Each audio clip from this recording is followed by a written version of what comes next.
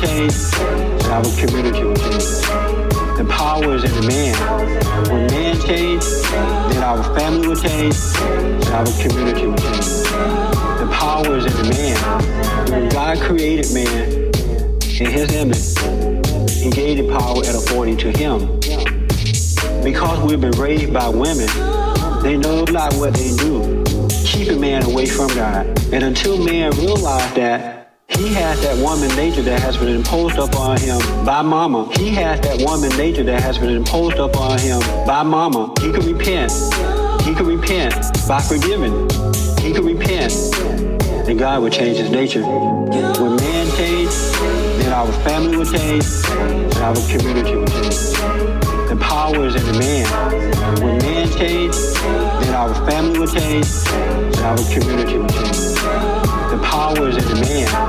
When man change, then our family will change, and our community will change. The power is in the man. When man change, then our family will change, and our community will change. The power is in the man. Man. The power is in the man. The power is in the man. The power is in the man.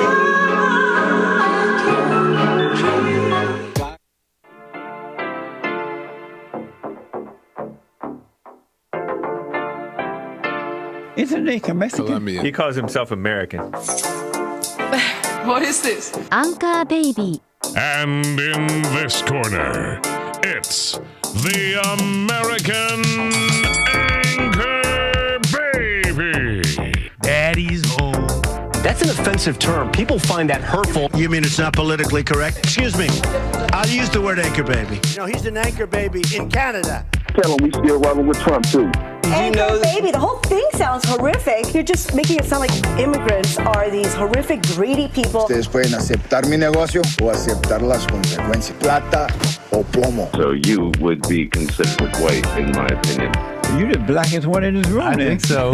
And what happened was his mama got pregnant on the other side of the border. And then a few hours before, just before it was time for him to pop out, she jumped across the border and let him fall on American soil. So he became the anchor baby. They don't call him the anchor baby for nothing. Amazing. We like this anchor baby, right?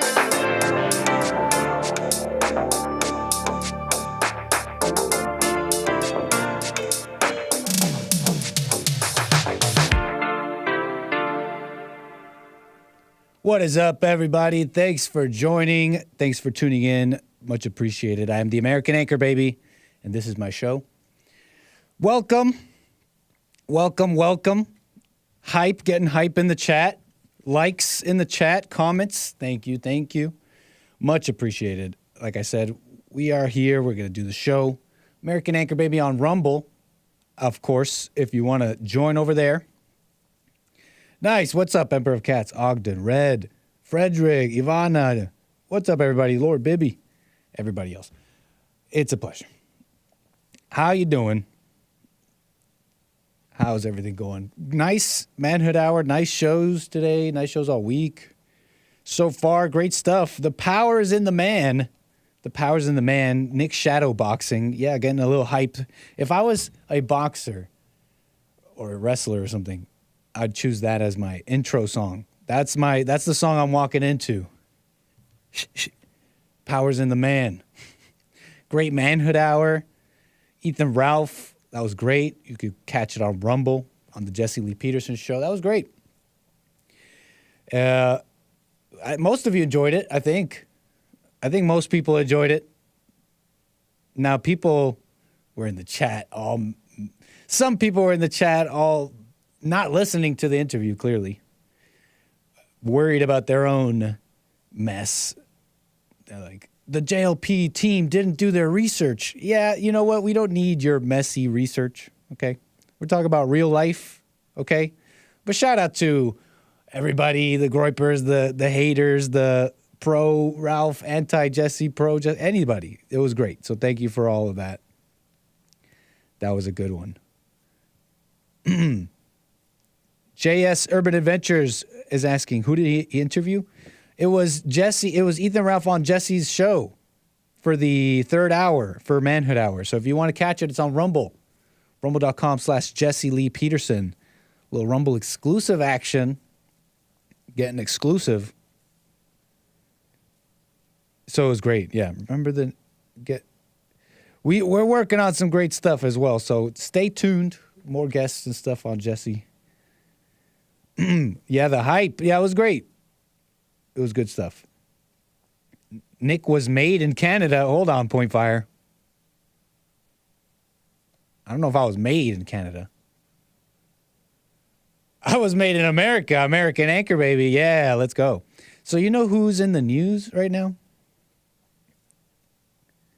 No, Zeus, you should check it out, man. It was great. They were talking about some personal stuff, personal issues. The family breakdown. It's a big thing, man. The family breakdown in America. You could really point back so many issues to that, okay? And the weakness of the man that's let it all fall apart. So great Manhood Hour if you want to check it out. Zeus, check it out, man. Yeah, and they respect Jesse too. Ethan respects Jesse. It was great. Yeah, Frederick, exactly. I was made in, for the sake of my citizenship, I was made in America. Come on. Okay, American government. My family abused your laws fair and square, okay? So don't come after me. You know whose name is in the news, though? Something I don't know much about. Tupac Shakur. 30 years later, Tupac is in the news. A murder probe. Cops raid Las Vegas home tied to former Southside Compton Crips gang member who claims to be uncle of rumored killer.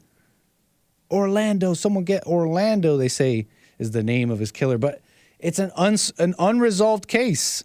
Did you know that? I didn't know that. No, 𝒔𝒂𝒊𝒂𝒍𝒔, you're wrong. You're wrong. You're wrong. I was made in America. I know you may have heard the funny story where Jesse says, my mama had me and then she jumped over the border at the last second she had me. That's how most anchor babies are made, or many anchor babies are made.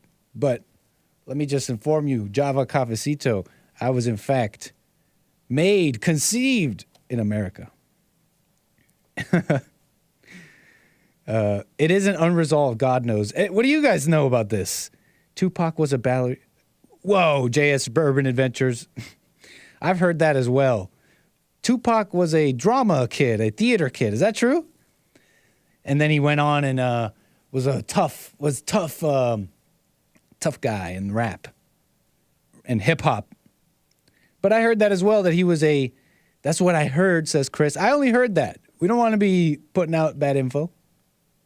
Okay? But I heard that as well. Tupac was a ballerina. Come on. You say ballerina? I heard he was a drama kid, like a theater kid. Shout out to you. Remember the theater kids, right? In school? The drama kids. Then he acted like a gangster, says JS Urban Adventures. His biggest role of his life, thug life, says Chris. Is that true, though? How true is that? Or are you guys also on I heard it? I heard it. Well, I heard that too. Tupac, unresolved. So I didn't know this. Unresolved, basically, practically unresolved murder. There's different theories. Some conspiracy theories. There's theories. There's theories behind the man's death. Okay? The man's murder. Why are they coming out years later? The Nevada home where Las Vegas cops executed a search warrant in connection with Tupac's 1996 murder probe is owned by the wife of former Crips gang member Keefe D, who previously claimed to know who gunned down the rapper. Where's the feds? Someone get the feds on this. Tupac Shakur, okay, yeah. Shakur, 25, was killed. 25 was killed just one block from the Las Vegas Strip in September 1996 after leaving a Mike Tyson fight at the MGM Grand Plaza. Imagine watching Mike Tyson fight in 96. That's some boxing for you, right? That's some boxing. Tupac was going to expose the PDF files. Okay, is that... is there some more theories? More theories from the chat. He was going to expose the PDF files. And you know what they do to those people, right? They get silenced. Now, I don't know about all that. 2000... yeah, so they're bringing it up again. Is it old news? Old news, old wounds. What do we got here? See if we can flesh out this story a little bit. We got some beautiful news from KTNV, Las Vegas. You know what? Let's jump into this because then we'll get into some stuff here. Let's see if we can show that beautiful footage. A new development in the death of Tupac Shakur and that murder that happened here in Las Vegas nearly 27 years ago. 27. And thanks so much for joining us. Live at 5, I'm Trisha Keene. And I'm 𝒏𝒊𝒄𝒌𝒔𝒕𝒓𝒆𝒂𝒎. The investigation has piqued the interest of many over the years. Now Brian Horwath tells us why a house in southern Nevada is being searched in connection with his death. A search warrant was served Monday in the city of Henderson near Wagon Wheel Drive and Interstate 11 at a home where Metro Police hope to find information related to the unsolved murder of rapper Tupac Shakur. Almost 30 years ago, on September 7th, 1996, Tupac Shakur attended a Mike Tyson fight before hitting the town for a night out on the Strip. But the night turned tragic when a gunman opened fire on the car Shakur was riding in along Las Vegas Boulevard. The car came to a rest near Flamingo Road and Koval Lane. Shakur, who was hit 4 times, survived, but died 6 days later at UMC. Wow. And so Daily Mail here, unresolved. Daily Mail here says, different theories. There's different theories. The murder remains unresolved, but several theories. One theory is that the shooting was a retaliation for a shooting that occurred 6 days earlier, in which Tupac's associate, Orlando Baby Lane Anderson, was killed. Another theory is that the shooting was a result of a feud between the rappers Biggie Smalls, you know, West Coast and East Coast rival rappers, Biggie Smalls. I heard that one. Now, that's the one I thought it was. Another theory is that the shooting was carried out by members of the Crips gang, who were rivals of Tupac's cohort, the Bloods. Whatever it is, all these theories, every theory is a violent, angry one, a fight, a conflict. The murder case has remained unsolved for nearly 3 decades. Former Metro police officer Chris Carroll was there the night of the shooting. I looked at him and I said, "Who shot you?" And he looked at me and he was trying to get his breath together, and I thought I was going to actually get some cooperation. So he looked back at me and he said, "F you." At the time of his death... Dang! A thug till the end, apparently. Tupac Shakur, even in his dying moments, wasn't going to be no whatever to the 12. Of course, I don't know what I'm saying here. I don't know if he hated the cops. I feel like this is before my time a little bit. But kind of interesting. Segues into some other stuff here. That cop you just saw, I heard some people with the conspiracy theories. They're saying this guy had that this guy's not on the up and up. Some of you guys probably know better than I, though. One of the most famous and influential rappers in the world. He was also an up-and-coming actor who had starred in several films.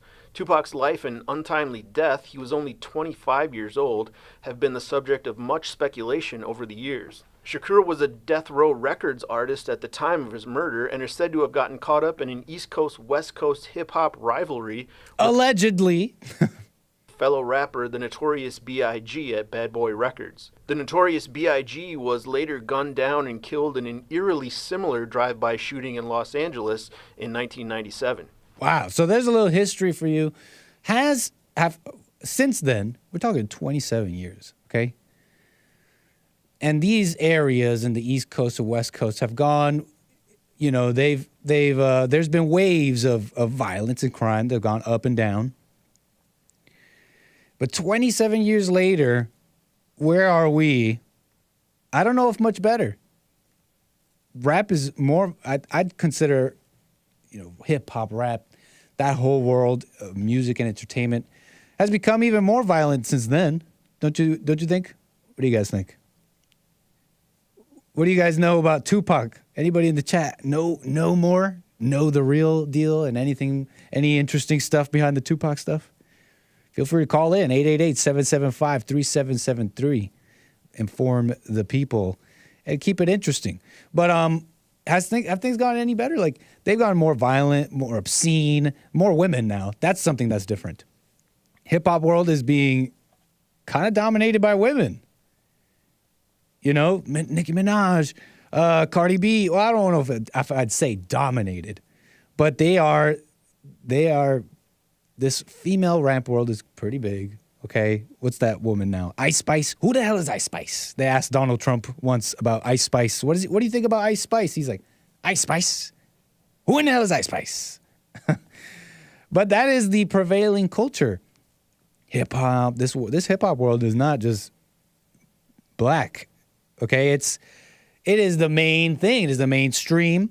Really, the only challenge to the hip hop world is the Latin flavor. Okay, with these Mexican artists, Peso Pluma, Bad Bunny, Dominican guy or whatever. That's really the only mainstream. The only mainstream challenge to that industry. Really, it's either hip hop or the Latin flavor. You know what I mean? And even the Latin guys, they're just doing hip hop with a Latin flavor. Everybody's black now, just so you know. The slang, the music, it's all kind of hip hop is gone out. You know, it's left that world. It is now kind of the mainstream, especially for the youth, mainstream prevailing culture. Okay? And things haven't gone any better. You know, you could say maybe there's less, gang banging talk in rap, but it's way more obscene now. It's way more obscene. And it's anti-man. It's all these women going nuts, talking about sex. And what's worse? What's caused more violence? What's been the propagator of more violence and hatred? Rap music and thugs, or their mothers? Who did it worse? Who did it first? Who came first? Who came first, the rapper or the mother? The chicken or the egg? I'm just saying. All right? They say they killed him. The conspiracy theorists say they killed him. Kill-Luminati. Wasn't that one of his albums? The Don Kill-Luminati. Ooh, Kill-Luminati, what? I don't know about all that. But I heard the same thing as you guys. He was a drama kid. But I don't know. I don't know too much beyond that, right? Now, there was a connection being made between Tupac and another individual a little bit more recently. This connection made by the great Darren Beattie, Revolver News.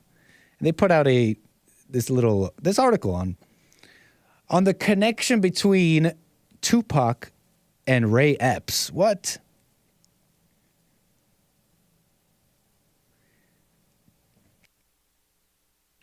Trick question. Rappers are their mamas? What are you saying? So Revolver in this article. How rap legend Tupac Shakur shot down Ray Epps' defamation claim. And so what's the connection here? What? Ray Epps? What's the connection here? Ray Epps and Tupac. Well, if you don't know, Ray Epps is a person who was allegedly involved. Well, not allegedly. He was there at the January 6th fiasco at the January 6th thing that happened.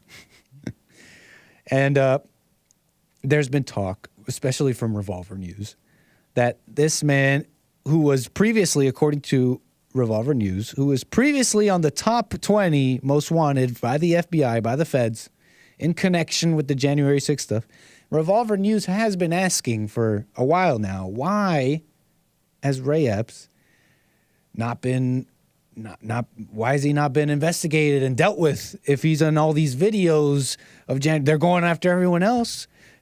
There's alleged videos and stuff of him, this Ray Epps individual, telling people to go into the Capitol and all that. And so many are wondering, who is this guy and why isn't he being investigated? Now, if you don't know, Ray Epps was formerly the head of the Arizona chapter of the Oath Keepers, okay? According to Revolver News, heavily prosecuted militia group associated with January 6th, whose vice president was outed as an FBI informant, okay? Epps, the only person caught on camera as early as the 5th, in Trump hat and camel, repeatedly incited the crowd around him to go into the Capitol,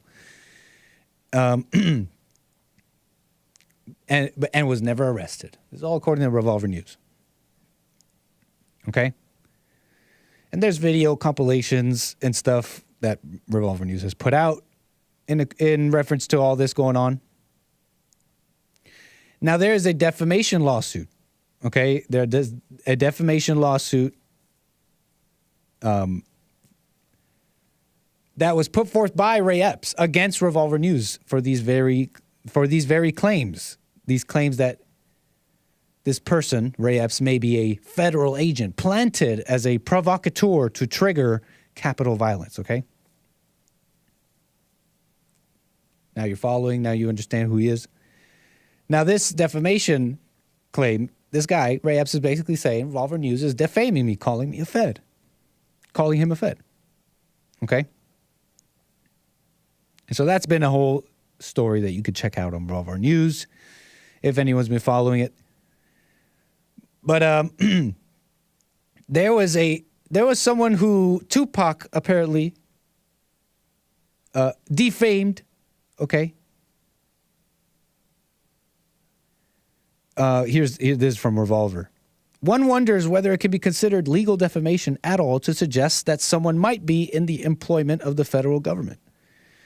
The Tupac song. What's the song? Haitian Jack. What does he say? Give me a sec. I thought I had the song name here. Haitian Jack, a song I've never heard. Tupac. Anybody know the story of Haitian Jack? Anybody know what I'm talking about? Come on. I know we got some Tupac fans in the chat. The song in question is Against All Odds, okay?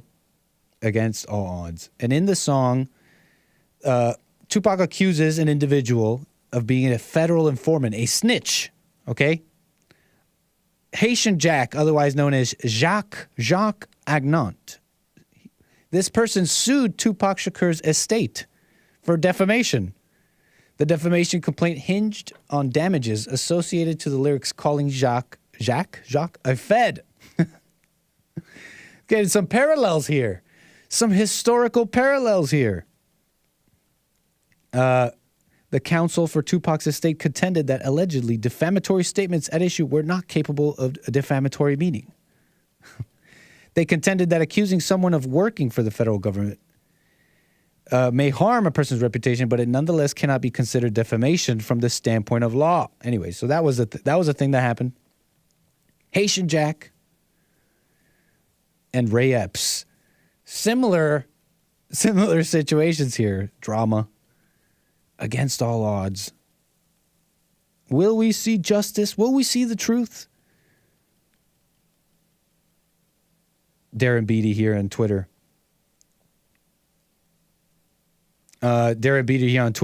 Speculation that Epps might be a Fed has ironically helped his reputation, inasmuch as it no doubt accounts for fact that Epps is the only J6 participant whom outlets like the New York Times and 60 Minutes will bend over backwards to defend. Is that true? I feel like I heard some of this, that the mainstream media has also defended this Ray Epps character. Okay? Oh, he a Fed.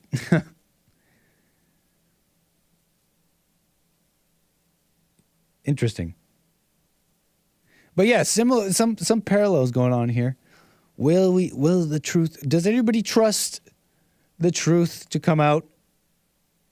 Upside down justice. It seems like it, doesn't it? Fed.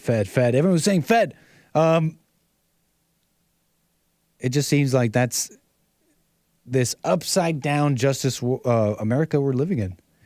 Does anybody trust the truth? We'll get the truth with the January 6th stuff. Didn't they say they were going to release a whole bunch of Capitol footage? Where's all that footage? Because I believe some of that footage exonerates many of those who are still currently going through legal battles, okay? For what amounts to what? Some of them, the worst of the worst, it amounts to, pretty egregious vandalism. That was just some of them. But that's what it amounts to, okay? Meanwhile, these people are being charged with some of the high, I believe, what's the second worst thing you get? Sedition? Seditious conspiracy? What is it? That charge. Seditious conspiracy or whatever? They're being charged with that. Seditious conspiracy. Which is like the second worst thing after treason that a citizen can be charged with. Yeah, and that's still going on years later. Will we get the truth? Speaking of upside down justice, okay? Speaking of upside down justice, Trump. Of course, Trump. Trump has apparently received a letter saying he expects the Biden DOJ to arrest him, okay? They say they will arrest and indict him over the January 6th stuff. Trump released a statement on Monday. Let's see if I even have it. I have all these pics. Might as well use them. If I'm going to use them, Trump. You don't need all this text. I'll just read it to you. Yeah, he released a statement on Monday saying that he was notified on Sunday that Biden's DOJ considers him a target of the January 6th grand jury. Trump said this almost always means an arrest and indictment. Okay, he says deranged Jack Smith, another Agent Jack. Agent Jack, it's all connected. Another Agent Jack, deranged Jack Smith, the prosecutor with Joe Biden's DOJ, sent a letter stating that I am a target. Give me a very short 4 days to respond to the grand jury, Trump wrote. Trump accused Biden's attorney general Merrick Garland and the Department of Injustice, Trump has the best names, of issuing a third indictment against him in what many have called a political prosecution. Let's be real. Can we see it as anything else? They're going after him for what? It was the documents. It was the classified documents. It was this call, the perfect call that he had. Some call where he told electors, I believe, that to find him the votes, find me the votes.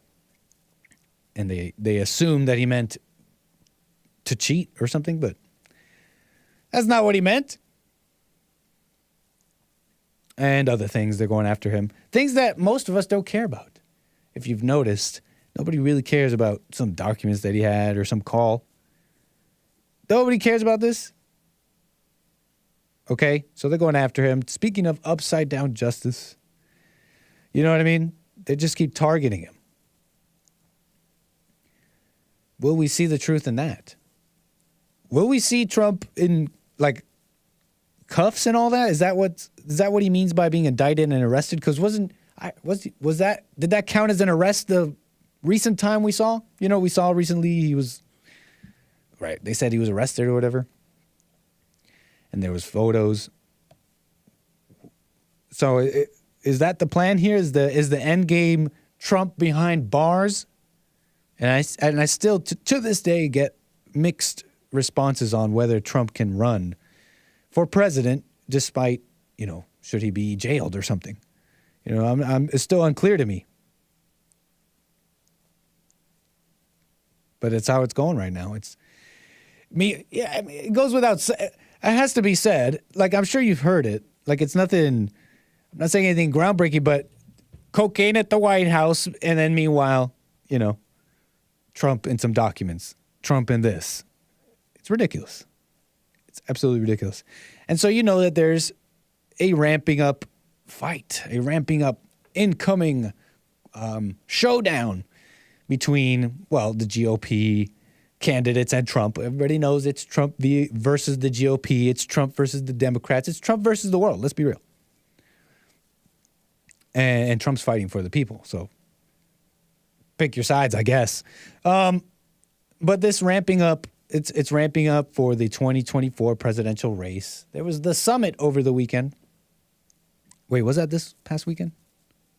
The summit, Tucker Carlson held a summit of the GOP, presidential candidates.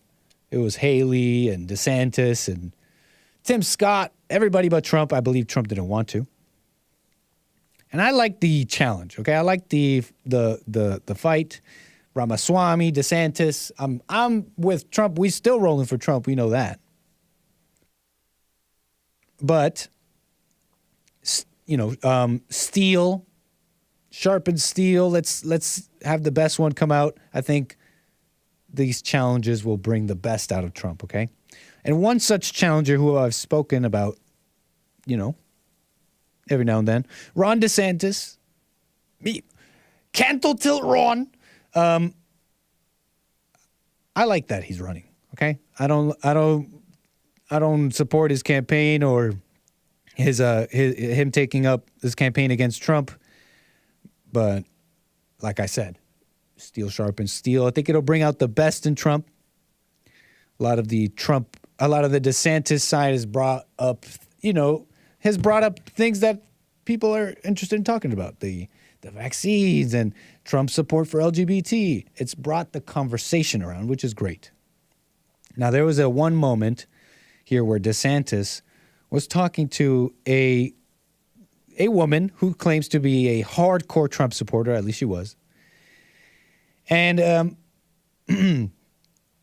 it was shared by the DeSantis War Room. Stop what you're doing and watch this. A self-described very hardcore Trump supporter reacted to Ron DeSantis' speech in South Carolina. And this was on Monday, okay, the 17th. And this woman, who's a very hardcore Trump supporter, she says, is speaking to Ron here, okay? So let's check. Let's jump into this clip here. I can't even read my clips here. How did I do this? I guess it's this one right here. Let's watch this clip, and it's this woman talking to Ron DeSantis about what I described here, okay? And roll that footage. I was invited to come today to listen to you by this gentleman, Representative Moss. I'm a very hardcore Trump supporter, but I know he made me stop and think a minute, because my love for President Trump comes from all the despair, all the things that he's been through, has served as our President of the United States, and he did a good job. But all the things, I'm thinking more with my heart and my sorrow and my love for him and for this country. But now this is the most important vote that we're going to have, and I have to think more with my mind and what's best for this country. And you did an excellent job, and I certainly appreciate it. God bless you. Thank you.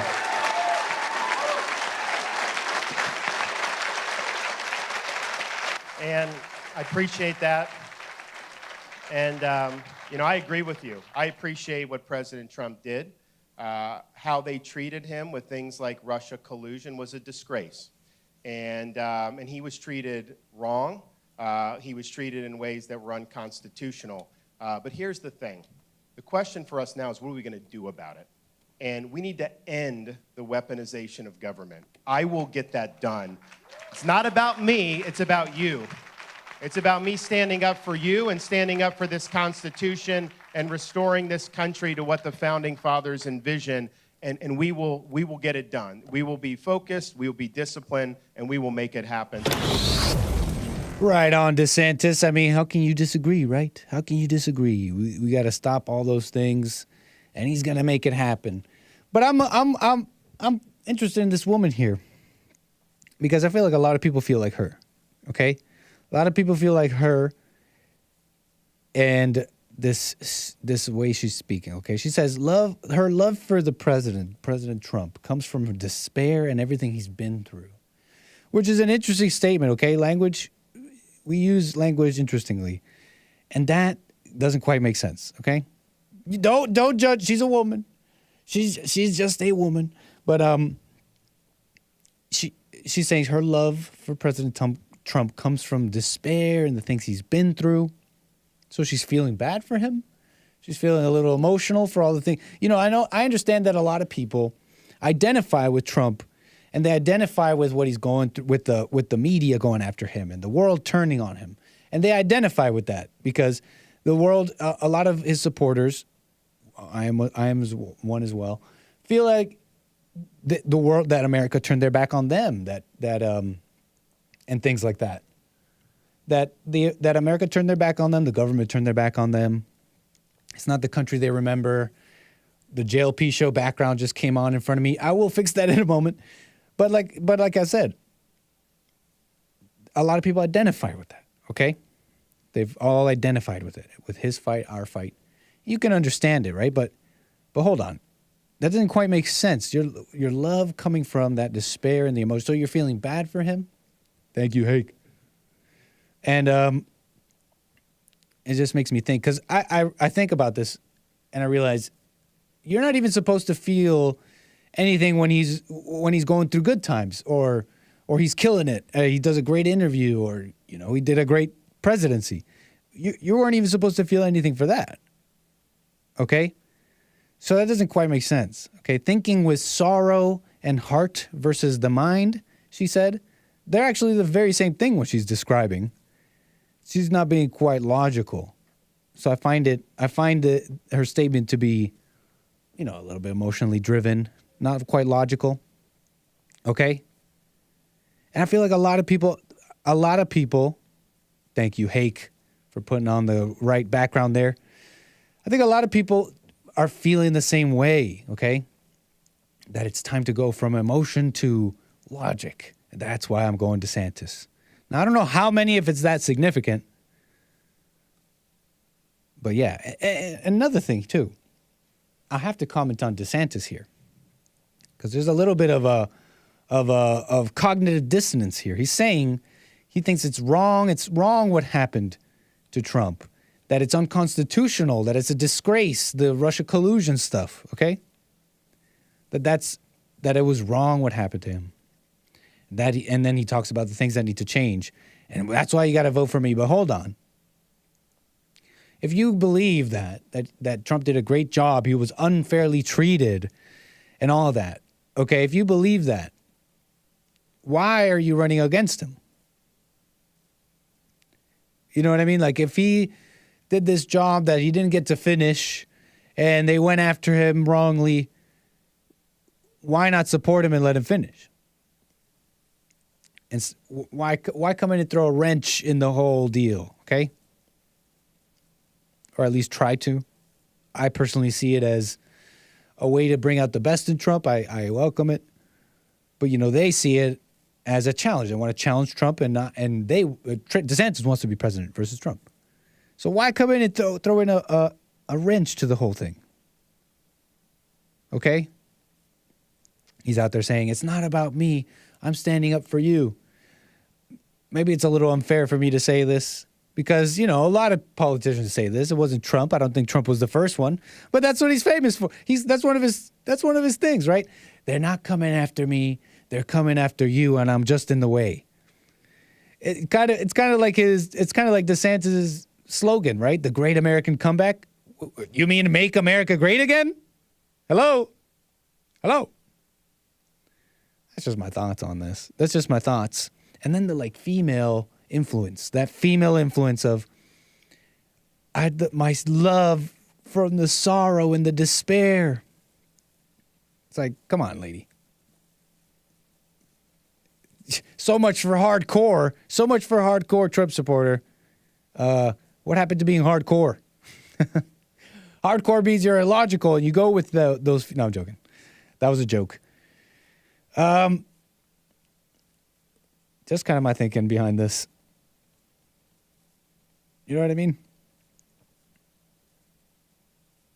And they're saying some of these DeSantis over Trump people. Some of these DeSantis over Trump people, they bring up fair points and they're bringing up things to, they have questions, right? They have questions. Pedro Gonzalez, he's he's been on the Jesse Lee Peterson show. Smart guy. I like him. I believe he's a Trump critic, at least. I don't know if he's pro DeSantis, but he's been very critical of Trump, and he's brought up great conversational topics, okay? Trump's LGBT support and different things. And I feel like this was talked about on the Hake Report. but about Trump and Ukraine, saying he would give Zelensky more weapons than ever, than even Biden. So Pedro Gonzalez is on Twitter saying the Team Trump has no response for this. Trump is saying he plans to give Zelensky more weapons, and they don't have a choice but to lie and exploit the trust they built with their audience, okay? They think they're just going to lie about what he said. And people are saying that Trump didn't say this, and they're getting community notes on Twitter correcting them that Trump did say it, in fact. And I believe this was played on the Hake Report about this topic, okay? Because Pedro Gonzalez and others are quoting this quote here. They're quoting Trump as saying, we're going to give them more than they ever got if we have to, which sounds bad, right? You know, the Ukraine-Russia thing is the biggest thing happening like in the foreign policy, in the world, if you want to see it that way. It's a major thing. And it seems like every politician that's running is just fully on board, okay? Republican, Democrat, doesn't matter. They're on board with just Ukraine needs to beat out Russia. It's not even just, okay, peace. It's Ukraine must destroy Russia, take back the land, etc. And America needs to fund this till the very last Ukrainian dies, okay? That's pretty much everybody. RFK, like, then there's a few, in my opinion, like Trump, I think Vivek Ramaswamy, who are not quite all in with this whole just give blank check to Ukraine, okay? Now, what Pedro here is reporting would fly in the face of that notion, because the quote here is, we're going to give them more than they ever got. So it looks bad. It seems bad, but let's play the clip, okay? You said you could end the war in Ukraine in 24 hours. Yes, I could. How would you do that? I know Zelensky very well. I felt he was very honorable because when they asked him about the perfect phone call that I made, he said it was indeed perfect. He said it was, he didn't even know what they were talking about. He could have grandstanded, oh, I felt threatened. Well, that's not going to be enough for Putin to stop bombing Ukraine. No, I'm not saying that. What I'm saying is that I know Zelensky very well and I know Putin very well, even better. And I had a good relationship, very good with both of them. I would tell Zelensky, no more. You got to make a deal. I would tell Putin, if you don't make a deal, we're going to give them a lot. We're going to give them more than they ever got if we have to. Great answer. I mean, that's already just different than just the full support to Ukraine that every other politician has given, okay? He wants peace. He wants them to make a deal, okay? And I like it. It's a little vague, okay? He said, we're going to give him more. We want a deal. It's kind of vague, right? What's your plan then, Trump? And it's easy to just say, oh, he's just full support of Ukraine, and you just take that one quote. But as you can see here, it's the spirit behind it is different. The spirit behind it is different than any of these other people supporting Ukraine. Okay, he wants peace. Nobody says about Zelensky, hey, no more. You got to stop. You got to make a deal. There's nobody saying that. Nobody's saying that. So that's cool. That is cool. Peace in 24 hours, as Trump says. And in my opinion, the only one who's talking like this, the only one who actually might be president talking like this. You know what I mean? So we're still rolling with Trump. At least I am. We like Donald Trump, right? There was a moment, just to be silly here, we're talking about Trump. Apparently now she's beautiful Hillary. Apparently she's now beautiful Hillary. Trump said recently at a Turning Point Action speech he gave somewhere. Bing, boom, boom, boom, and then bing, boom, boom, boom, boom. Wait, no, that's not it. And he says he doesn't call her crooked Hillary anymore. It's beautiful, right? He's calling her beautiful. Oh no! I just closed my ATEM. Let me know if I'm still streaming. I hope that didn't end the stream. Crooked Joe Biden. Let me know if I'm still streaming, Joe. But here is Trump talking about beautiful Hillary. Here we go. Crooked Joe Biden and the communist left. So I took the name Crooked away from Hillary, and we gave her a new name. Beautiful. I call it beautiful. It's just so beautiful. And just so beautiful, But I took it away because I don't believe in the same name for two people. I don't like that.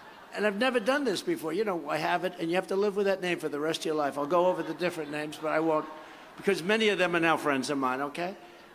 But I took the name Crooked off, and I gave it to Joe Biden because he's so corrupt, okay? So I just Crooked Joe He's beautiful, okay? Biden and and you the hear that? communist And, left. okay, so people were talking about Trump, the Trump impression in the chat. Crooked Joe Biden and the communist left. So I took the name Crooked away from Hillary, and we gave her a new name. Beautiful. I call it beautiful. It's just And you hear him say it? And, okay, that's a good point. If you want to know how to do the impression, okay? If you want to know how to do the impression, that's a big one. And because all the everybody likes to do the Trump impression, they go, and Crooked Hillary colluded with the Russians, but his mouth goes big when he goes and I saw. So if you wanted a little if you wanted a little tip on your impression there it is. Good clip for it. Great clip. Good clip for it. Great clip for it. We love it. And I saw. And I'm Donald Trump. That's how, what's that guy? Baldwin? That's how Alec Baldwin does it. And Trump colluded with the Russians. You know, okay, that's how you know it's a hater. But that's Trump. That's Trump. Let's move on. That's Trump. Let's move on. I have a clip for you guys. 2.9 million views. People are saying it's proof of racism. Proof of racism. I have a clip for you. You don't want to miss it. Is this proof of racism? Let's roll this beautiful footage.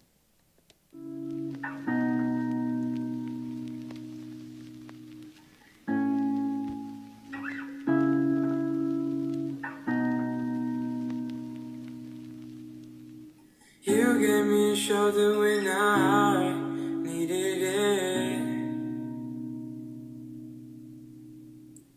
You showed me love when I wasn't feeling it.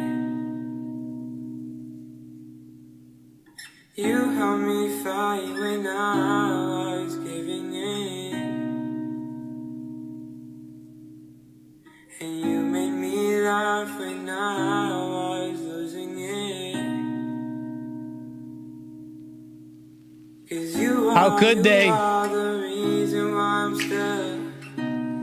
How could they? 'Cause you are the reason why my head is still above water. And if I could, I'd get you the moon. How could they? Racists. And if death was coming for you, I'd get You seen this? my life on you. You seen this racism on display? Many are saying this viral clip is proof of racism. You just saw it was one of these social experiments, okay? And you saw two people, a white man and a black man, posing as a blind person. Now they may be actually blind, I don't know. But they were blind in the video, and they go up to different individuals trying to hold their hand. A blind man trying to walk through, they got their stick out, but they grab an unsuspecting stranger's arm in hopes that they would guide this blind man, right? Like, oh, let me grab on for help. They're grabbing on for help onto the arms of these strangers because these people can see and they can't. So it's like, okay, this seeing person will be able to help me and guide me through this crowd here, okay? But the racist part is that they won't hold the black man's hand. The black blind man will go up and it scares the people. This strange black hand just grabbed my arm. And they recoil. They suddenly recoil in fear. And then the white man, seemingly white man, I don't think scared off a single person in that video, okay? So but is that racism? People are saying that's racism, okay? They didn't want to They were scared of the black man without even knowing him. They didn't even know him. Making assumptions? Chris says, do it with an equally attractive black man. Okay. What are you guys saying in the chat? Black hands scare me too, and I'm black, says Kaya in North Carolina. Oh, man. He was a more handsome man, to be fair. Chris makes a good point, okay. Others are saying, this is staged. And let me just tell you right now, okay, you guys can take the sides if you want to, okay? It's like, well, the white guy was clearly a better, well put together, more attractive person, and we all know attractive people, they're treated better, which is true. That's just true, okay? You're a more attractive person, you get more opportunities, people treat you better, you get more tips as a server. This is just there's statistics behind it. Like, this is a known thing. Now it's a bit of a, it's a bit of a trade-off because beautiful people have character flaws, major character flaws. Now, if you find one, it's like, you guys know what I'm talking about. In general, there's character flaws. But where was I? Yeah, some are taking this. Some are saying, okay, well, there was the more attractive guy versus this not so well put together black guy. Others are saying, well, the people recoiling, well, it's because it was a black hand. Now, if that black guy went up to other black people, maybe they wouldn't recoil. So it's like an in-group preference thing as an explanation for the club. Others say outright racism, okay? Personally, don't take any side, okay? Because this is TikTok content. Let me remind you all that your attention and clicks and emotions are money, are vehicles for advertisers and to make money, okay? Your attention, there is a war for your mind. Shout out Alex Jones. But it really is. There's a war for your attention and clicks, okay? Don't fall for the okie doke. Don't getting you into it is the whole point here. You can't just trust content anymore, okay? It's all staged until it's not, okay? You guys follow me here? Don't get into all that. But the comments here are basically under the video, 2.9 million views. So it's not an insignificant little video. It's not an insignificant amount of comments here. Pretty much all saying, yeah, it was racism. It was racism that did this, okay? Is pattern recognition racism, y'all? Okay? Because there's some people in this very video's comments who have a little bit of a different take, okay? There's one person here who says, if 9 different Norwegian men robbed me, I would avoid the 10th one. Now, is that racism, y'all, or is that some common sense? I'm going to get to calls here shortly. Not everybody agrees here. Kaya, North Carolina, I have you on the air. Thank you for your call. Hey, Nick. How's it going? Just fine, Kaya. Thanks. I was calling about that. This that video you just showed. Yeah.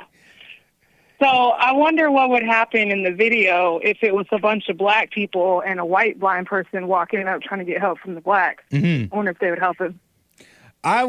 You wonder if the black people would help them? Yeah, a white person. And the reason why I wonder that is because I live in I guess it's 50-50, black and white. Mm-hmm. But I'm learning that a lot of these younger black people are openly talking about how they don't like white people.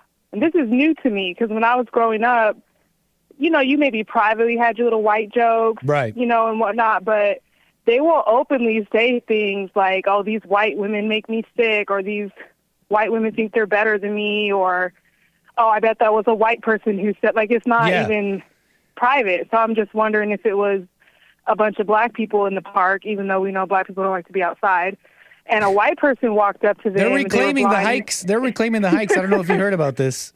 Black people are taking the hiking trails. But they are. That's an interesting point. It reminds me of a video I saw. And again, these are videos we catch on Twitter, so take it with a grain of salt. But, I'm seeing more and more. I'm seeing more and more where it's just outright, just, say what you're thinking to the camera and no shame. And what I'm talking about is just outright white hate, just outrightly saying, yeah, white people are no good. And I'm just seeing more and more of it. I see it at my place of business. I mean, I work in a restaurant, so it's a bunch of degenerates anyways. Mm-hmm. But it surprises me because, I lived in Texas before, and now I'm in North Carolina. And over here, the black youth are very vocal about how they don't like white people and how they think that the white people don't like them. But before the white people cannot like them, they're going to let it be known that they don't like the white people. I'm like, open, though. It's open. And I even had a manager at my job tell me that she won't write people up or give people corrective actions because she's white and 80% of our employees are black. And she believes that if she were to start correcting the black employees, that she would get in trouble for racism. Like she told me that out of her mouth. She will not take disciplinary action because she don't want to be called a racist. That is interesting. It's amazing. Remind me if I ever get a different job to make sure that I'm working at a place where there's multiple black women. That way I know I'll get everything I can from that employer. Well, why do you say that? Job. Huh? Why do you say you would get everything you could? Because, like you're describing somewhat, but what I'm alluding to is, black women at the workplace, you can't do that. You're not allowed to do that. HR department, are you following me here? Oh, yeah. They'll be the first. Yeah. And the loudest to, fight for their rights. You know what I'm saying? Everything is, yes, I'm tracking. Everything is racist here. And even one time the other day, my manager, because I had an incident where I don't want to say I got into it with anyone, but I spoke up to this one coworker in particular, and people are not used to you speaking up, so it looks like it's an argument. So in me talking to my manager about this, she alluded to the fact that I have to work even harder because, I'm a woman and I'm black. In our little work thing, she's like telling me, be on the lookout because, the odds are against you. And she's a black woman who's the manager of the restaurant. So I don't know what odds worked in her favor, but yeah, it's very much more open than I'm used to seeing in this part of the states where I'm living now. These black kids, I say kids because they're young, they're in their 20s, they're very young. They are just openly against white people. And what you're describing, look, that interaction with the manager there is happening on a grand scale from the media, from the government, and from the parents, okay? We have the parents doing the talk with the children. We have, the media and every corporation, pretty much all for Black Lives Matter, justifying the very anger you're talking about. Is it really a surprise that we're seeing what you're describing? No, it's really not. No, it's not. Whenever I see it, my instant reaction or lack of reaction, I'm thinking to myself, somebody needs to know about this. Someone needs to know that this is the culture, that this is going on. Mm-hmm. But then I also already know that they do know. True. They totally know. And, I lost my point. But, yeah, it's wild out here with the blacks and the whites and everyone. Well, black people thinking white people hate them, but I don't hear white people thinking that black people hate them. Mm-hmm. If anything, they're walking on eggshells to not get into a confrontation so that they're not, called a racist, which we hear it, but I'm actually seeing it now. Which is a true description. Here in North Carolina. Which the source of that is, let's be real, hate as well. Yes. It's just 100%. expressed in a different way with the whites, but that's the source. It's their hatred as well. The inability, the fear comes from that. But what's even more funny about it is, so in one breath they'll say that, but then in the other breath you'll have your moments where, let's say a table comes in and it's 3 or 4 black women, and you could tell they're like normal blacks. They got the lace fronts and the eyelashes and the nail. They're like ghetto blacks. Gotcha. And a lot of people they'll be frustrated at the notion of having to serve a table like this because they're already assuming these women are going to be rude. Right. They're going to be divas. They're not going to tip. And these are black women looking at these black women, already knowing the truth in what they see, but then they still pretend like they don't see it. You're saying it's black servers looking at a table of blacks and saying what you're saying? Yeah, they'll like the black girls will come in and they'll be like, "Oh, please don't give me those B words," or they'll come inside and they're frustrated. And they go, "Man, these chicks at my table, they want this, they want this." It's always the black people. It's always the black. Like, they know it, but then in the same breath, they turn around and pretend they don't see it. And black people themselves, like, they're just accepting it. It seems like black people themselves know very well what we're talking about here. It's not a secret. Like, for example, it reminds me of when Jesse would talk about some story that Jesse Jackson would tell about when he was walking down a street and followed by a young man. And he heard the footsteps getting closer, but when he turned around and saw it was a young white man, he relaxed and he knew he was no longer. Yeah, he was like, "Oh, thank goodness." So, was that racist of him? Like, it seems like people know. Yeah, but they also pretend like it's not that way. Yeah. Because they're looking for these opportunities to try to tell somebody else, "Oh, you're saying that because I'm black." Mm-hmm. Or like one time, my manager told the girl she liked her hair, and she said, "Can I touch your hair?" And she's like, "You can't say that to a black woman." And we're like, "Why? You got on new fake hair. It looks intriguing. The white girl want to touch it. Like, what's the big deal?" But they know they look silly with this new hair, and that's why people want to say stuff like, "Oh my gosh, how did you do that to your hair? Can I touch it?" You know what I mean? Yeah. It's like they play a role of offense, but they actually, maybe they don't know what they're looking at. But it seems like it's this fake offense a lot of times.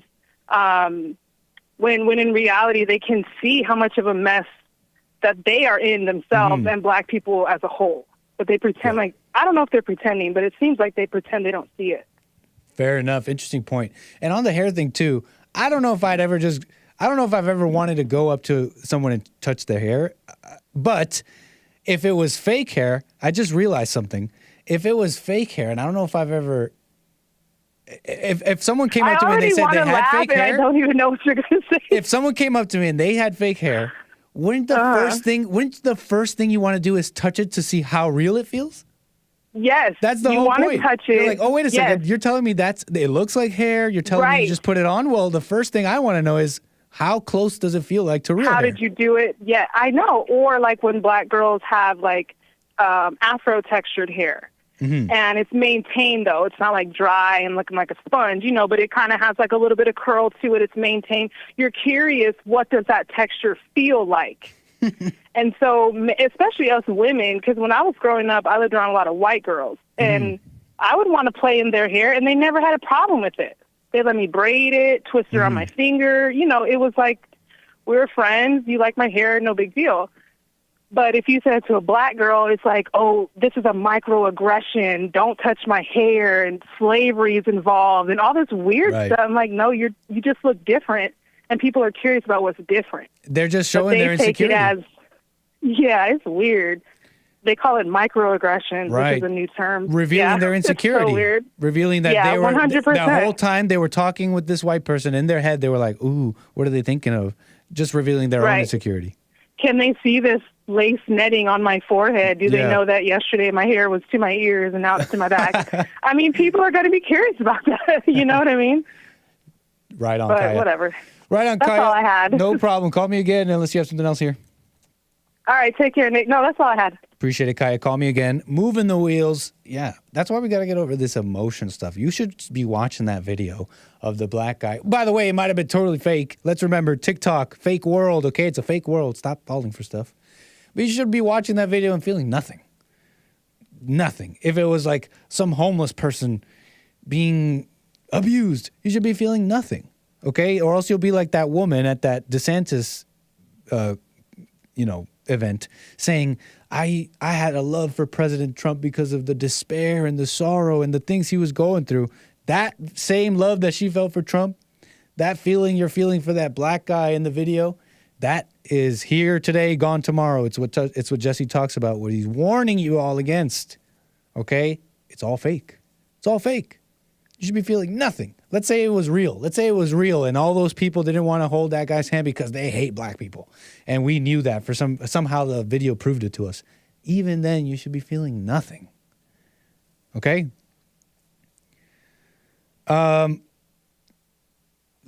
Speaking of, is it fair to say diversity?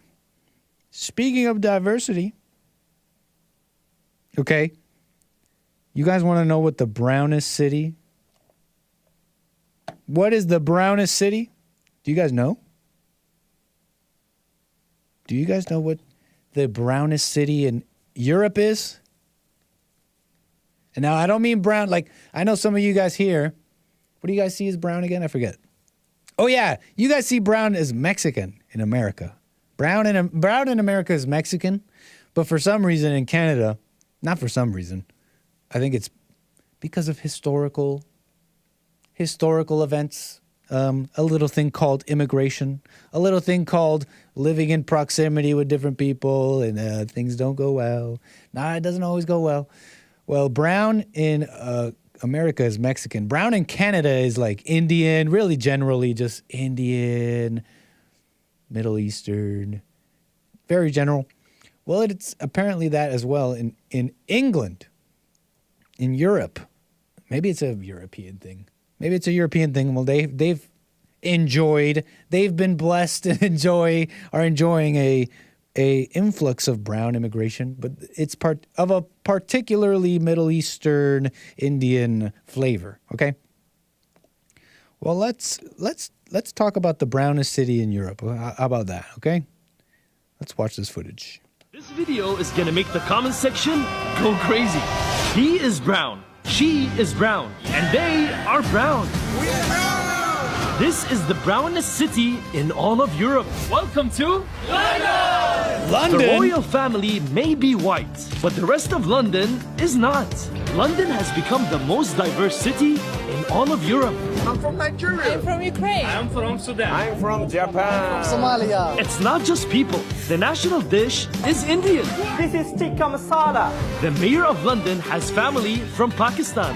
There are nearly 300 languages spoken. And in one street, more than 270 nationalities live. But why is London so diverse? Well, it comes down to a hard truth. England colonized a lot of countries.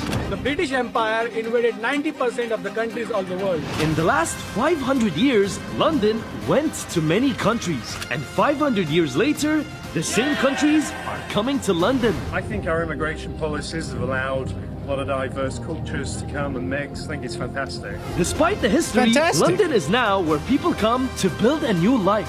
So, if you're brown like me, you have a new home in London. That's 1 minute. See you tomorrow. And so that's the little cute video here, okay, about London and diversity in London, okay?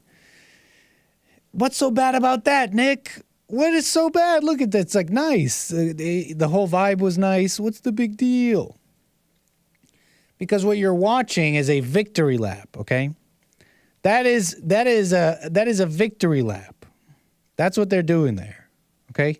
And before we get into, you don't even have to get into stats and this or that legal case or this or that horrible thing that happened, a rape of a young English girl by immigrants and the rape refugees coming into England and the stats proving this and the stats proving that. You don't have to get into any of that, okay?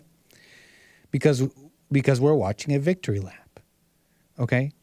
These people you saw in this clip, they're saying this is where you come for a better life. This is where it's so diverse. It's great.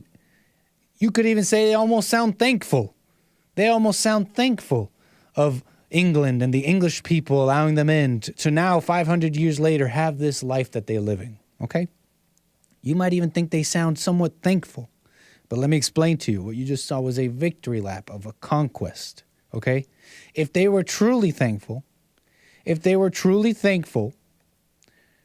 and they were truly grateful and truly thankful to England and the English people, they would not be celebrating how only the royal family is white, but the rest of us are brown. They wouldn't be celebrating that. Okay? You see my point here? You don't even have to get into the stats or all that because the spirit behind this reveals it all. And the spirit is ungrateful conquest. Okay, that's a victory lap. It's a laugh. They're having a big old laugh.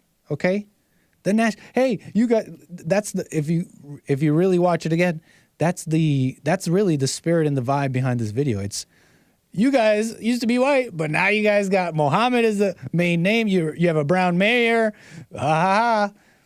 Too bad, you bunch of colonists. It was a harsh truth, the video explained. It was a harsh truth, all the colonization. We gave you God. We gave you Jesus. No, I'm joking. I say we, but that was just for the joke. That was just for the comedy there. You should be thankful. You got Jesus. Some say the worst thing the British ever did to India was leave. It's not so nice now. But they're independent and sovereign. I don't know if a people should, that's how people should be, right? If they can hack it, if you can make it on your own and make it happen and be sovereign and bring a little bit of good to the world, then yeah, make it happen.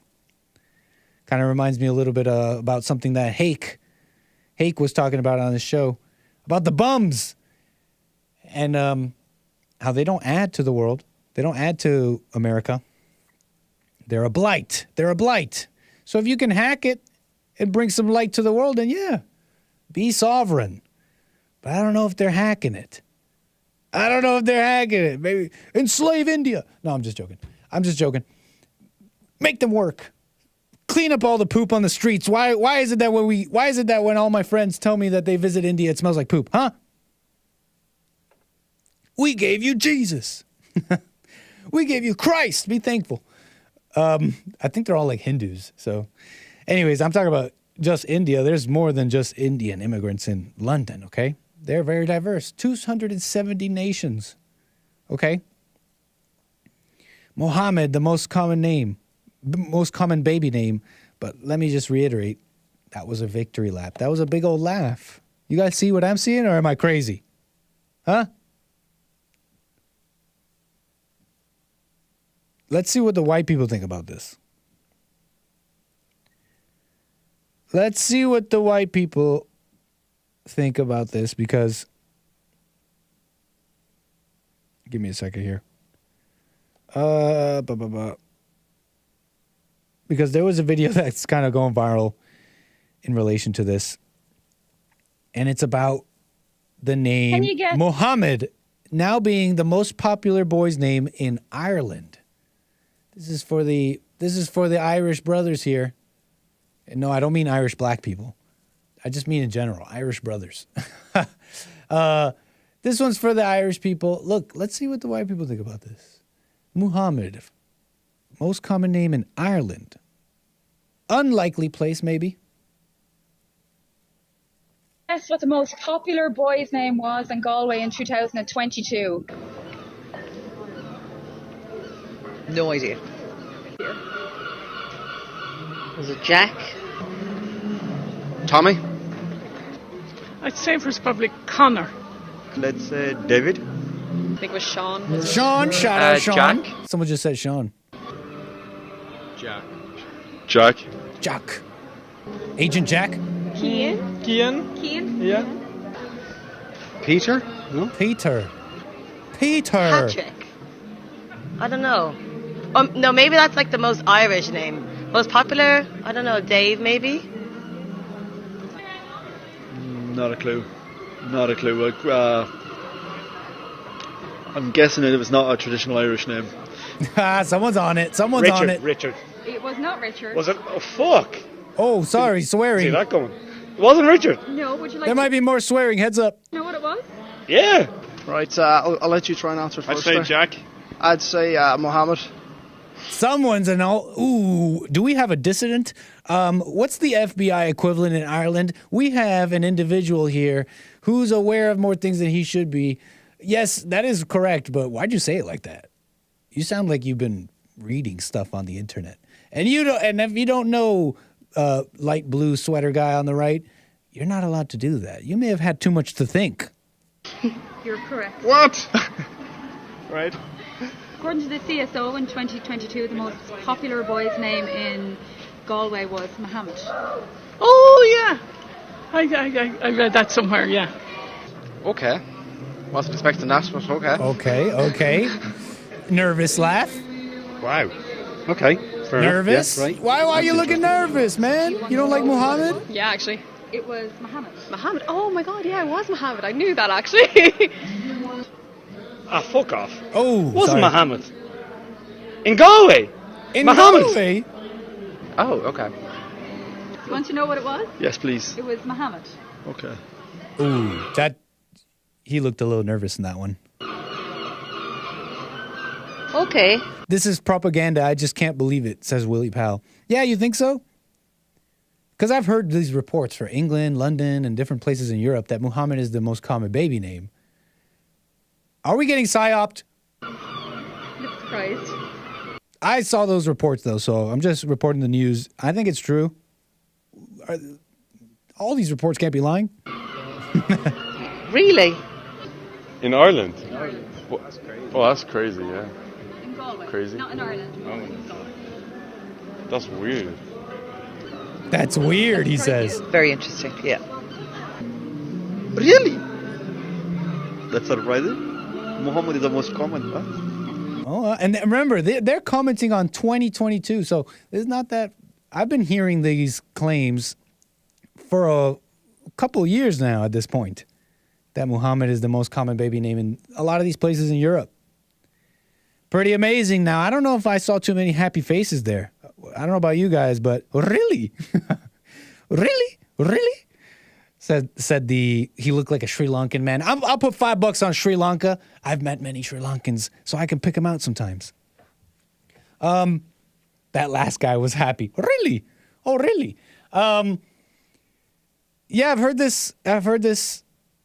Pete Wilkins says it's quite true, sadly. Anyways, where was I? They didn't seem too happy. I don't know about you guys, but I didn't see too many happy faces there. Kind of nervous. A lot of you guys are saying self-inflicted. I mean, it's true. It's true. 500 years later, after bringing civilization to many parts of the world, they have now, white people really have committed seppuku, self-inflicted wounds. That, I don't want to say it will be the end of it, but that's how these, it's not a good direction here, right? Not a good direction. Check this out. Speaking of diversity, little clip that went viral. Do I have it?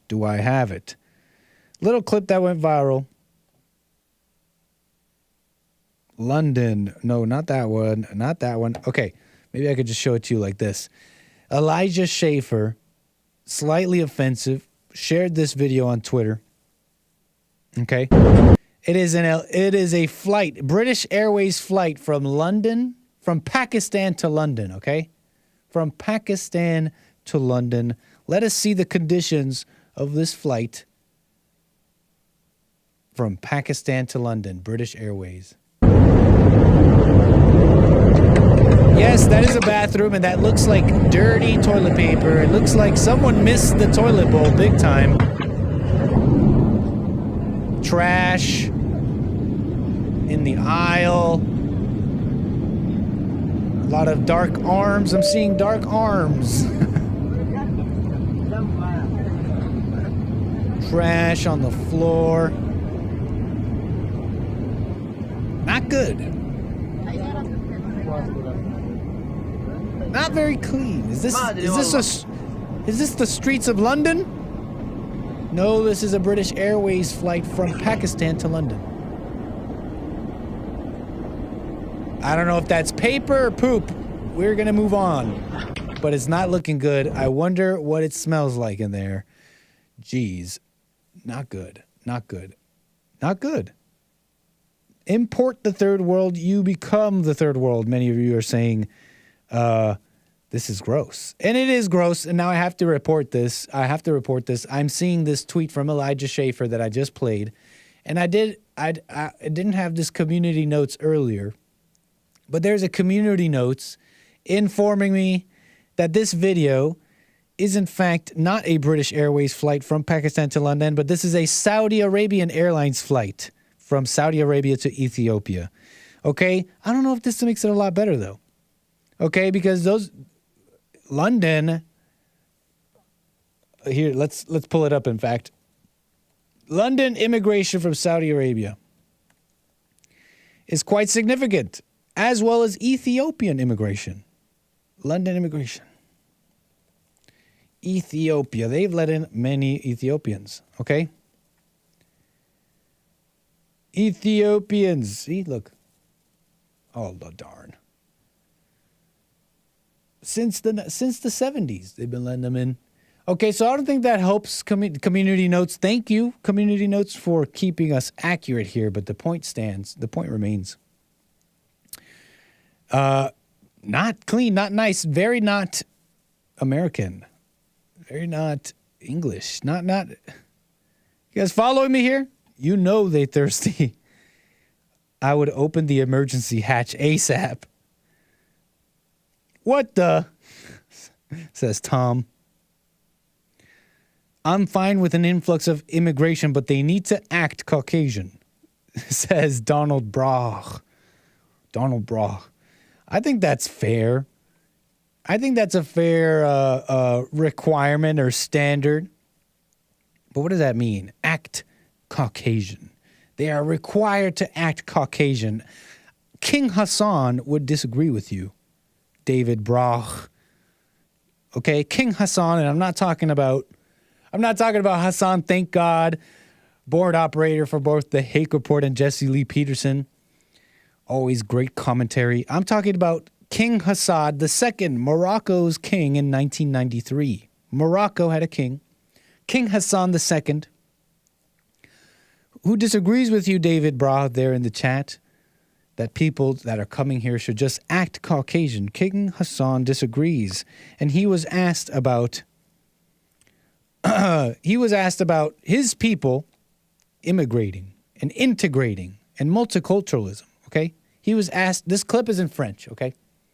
So there's subtitles that you could follow along. I'll play it again and then I guess read out the subtitles. But just so you're aware, it's a foreign language. But here's King Hassan II, interviewed 1993 on immigration, integration, and multiculturalism. Let's roll that footage. Est-ce que vous aimeriez qu'il Would you like them to be integrated in France? Le principe même de l'intégration, est-ce que Are you for it or against it? Je n'appellerais même pas He says, I wouldn't call it integration. Je n'aimerais pas du tout qu'ils soient l'objet d'une tentative, car ils ne seront jamais They will intégrés. never be integrated. Vous croyez que eux ne le veulent pas, ou que c'est les Français qui le refusent? L'exprimeront-ils qu'ils ne le pourront pas? C'est possible entre Européens. La trame est la même. Les mouvements européens dans l'histoire ont été Est-Ouest. Et les mouvements humains, la religion, enfin tout un tas de choses. Mais là, c'est un autre continent. Et vous n'en avez que faire. Ce sera de mauvais Français. Ce seront de mauvais Français. Enfin, vous nous découragez de chercher à intégrer. Je vous décourage, en ce qui concerne les miens, les Marocains, d'essayer des détournements de nationalité, car ils ne seront jamais 100% français. Ça, jamais. Je peux vous Never. l'assurer. This, I can assure you, King Hassan talking about his people, the Moroccans, integrating into France. And you heard him there say he does not think that's not only does he not want, he discourages his people from trying to do so, but that he sees that as an impossibility. They will never ultimately be French. And the interviewer asked, well, is it the system of France that won't be accepting of them, or is it them that won't integrate? And he simply responds, well, they just won't integrate. They will never be French. Due to differences in religion, differences in this or that. Now, amongst the Europeans, he says, King Hassan says, amongst the Europeans, well, that's possible, because the framework is the same. The framework, the societal framework is the same. And the framework, what does that mean? Well, it's big things like religion, politics, but it's also little things like picking up trash, not peeing all over the public seat. Little things like that, right? The framework is the same.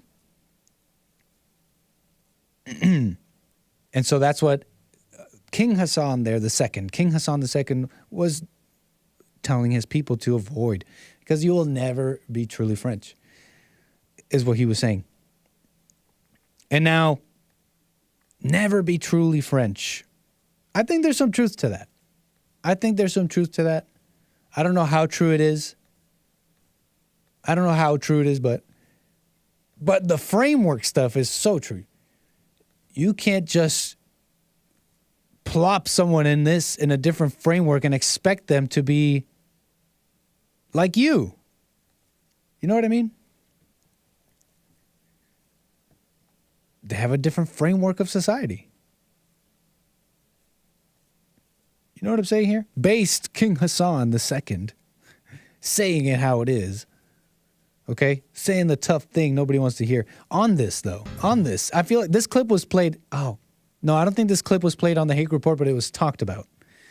And on this, multiculturalism, integration, there was a clip I happened upon, and it was thanks to, I believe, a Keith Woods or someone on Twitter, and they were talking about this. Specifically, this person made the point, brought up an individual named Jared Taylor, okay? Jared Taylor was described as a white supremacist. He grew up in Japan, a white man who grew up in Japan and speaks Japanese. And on this topic, this individual, who I forget who it was, it might have been Keith Woods, said on Twitter and pointed to this Jared Taylor person and said, Jared Taylor grew up, speaks Japanese. Would you say this man is truly Japanese? Bringing up, trying to make the point that, Jared Taylor would never be truly Japanese, okay? And I happened upon this clip where Japanese journalists are talking to Jared Taylor. They interview him, okay? And this clip is in Japanese. But they're interviewing Jared Taylor. It's quite fascinating about the differences in the races and that kind of stuff. And they're talking to him about his views and how, to have him explain himself, basically. And Jared Taylor very, what's it called? Charmingly, or not charmingly, just very intelligently. He's just a well-spoken person, okay? Even in Japanese, he speaks very well. At least it looks like it. Because I don't understand Japanese. There's just captions. But, yeah, like I said, they go to him and they ask him what he thinks. Leader of America's white supremacist ideology.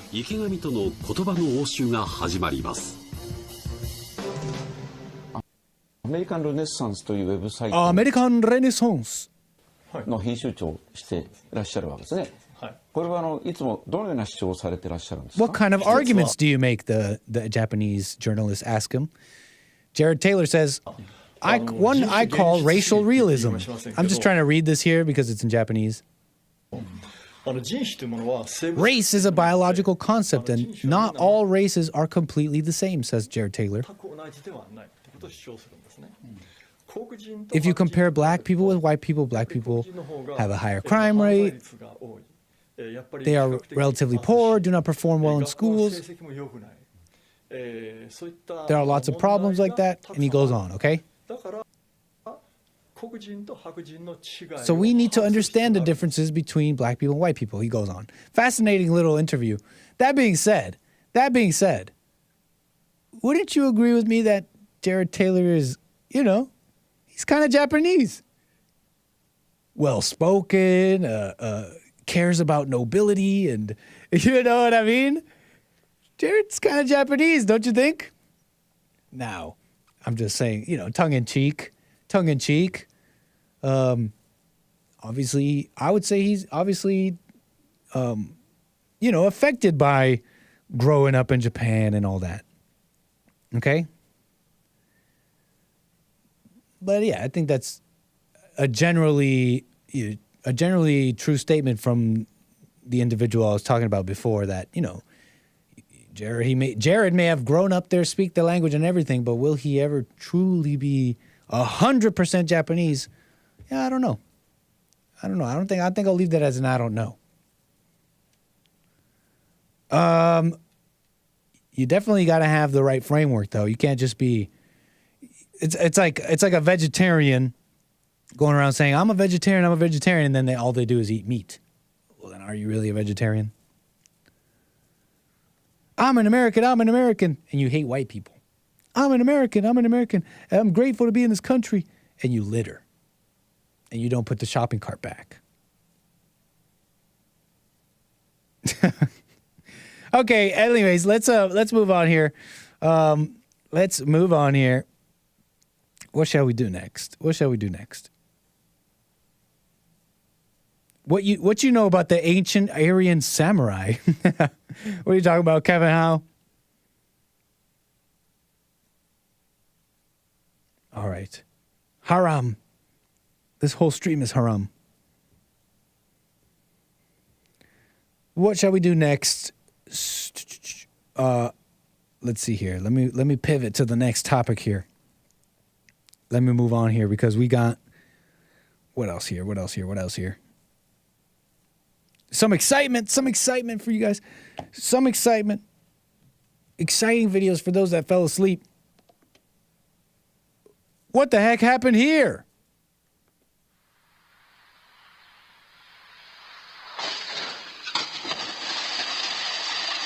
Whoa!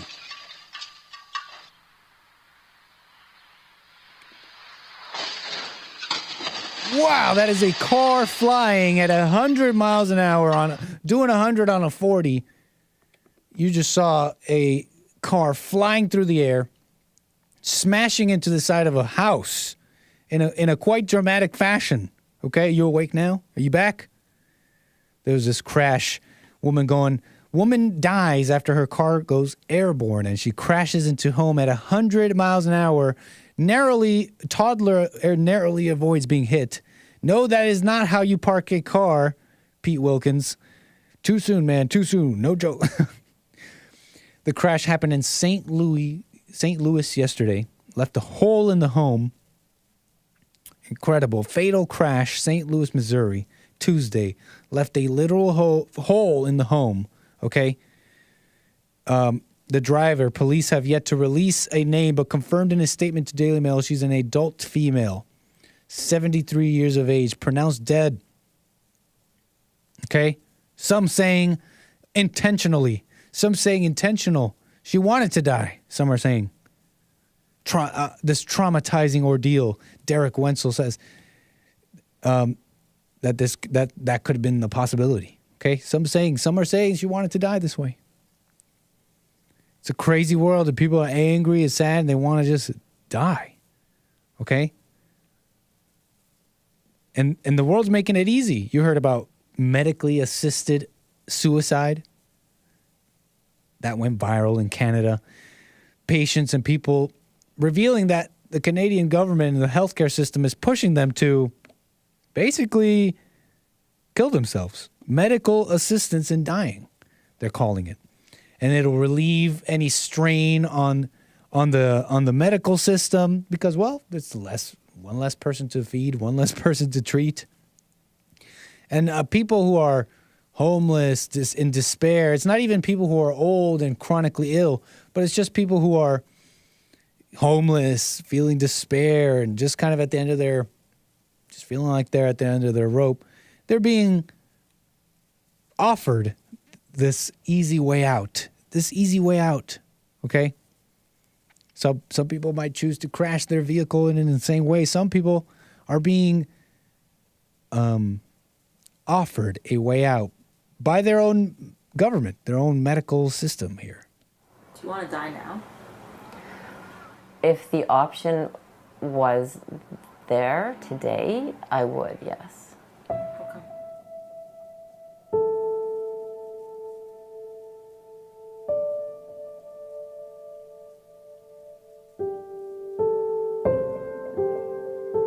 I mean, it's hell. It's every day is hell. It takes me literally an hour to get out of bed, just physically. And yeah, I have no energy. My mind is just constantly thinking about numbers. I'm so forgetful. And by like 2 o'clock, I'm ready for bed. It's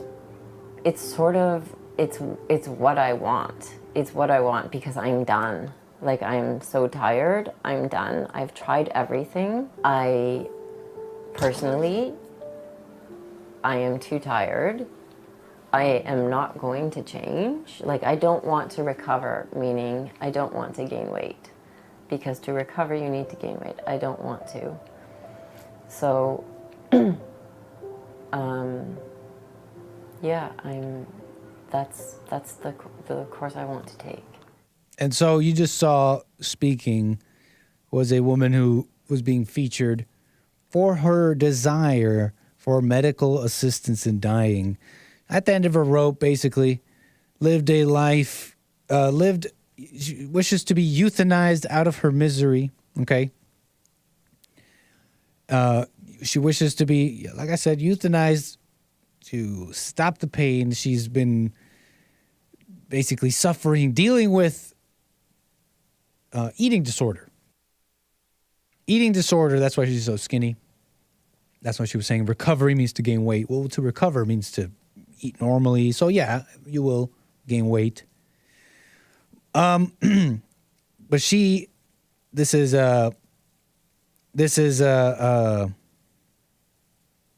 what's her name? My apologies. 𝒔𝒐𝒄𝒊𝒂𝒍𝒔, 47 years old, Canadian woman. 𝒔𝒐𝒄𝒊𝒂𝒍𝒔, okay?